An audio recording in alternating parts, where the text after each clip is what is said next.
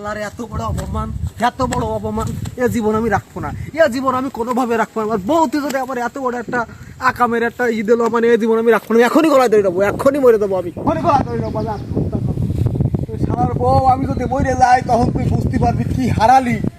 তুই আমার নামে এত বড় বদনাম দিলি, আমি এখনই গলায় ধরে নিয়ে মরে যাবো। আমি এ জীবন আমি রাখবো না।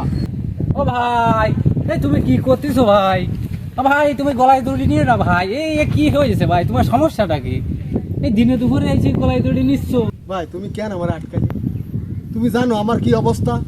আমার বউ আমার এমন একটা অপমান অবদস্ত দেশে ভাই, এ জীবন রাখা যায় না, কোনোভাবে রাখা যায় না। কি অবস্থা দেশে আমার একটু খুলে কও রে ভাই। ভাই আত্মহত্যা করলেও মনে করো এর কোনো সমাধান নেই ভাই। কি হয়েছে আমার একটু মনের কাহিনীটা খুলে কও। তুমি কাহিনী শুনবা? হ্যাঁ একটু কও ভাই।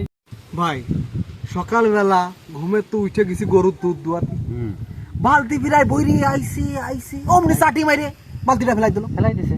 এখন কি করবো? অনেক একটু দড়ি ছিল, দড়িতে দুই ভাও বাদ দিছি। হ্যাঁ, ফিরে আবার মন স্থির করে আবার সে দুধ দুয়াচ্ছি, আবার বালতি পড়ে গেছে। এবার ন্যাচ দিয়ে বাড়িতে ফেলাই দিয়েছে। হয়ে গেছে। মন মেজাজ তো এত খারাপ হলো ভাই, রাগে জিততে আর কিচ্ছু ভালো লাগছে না।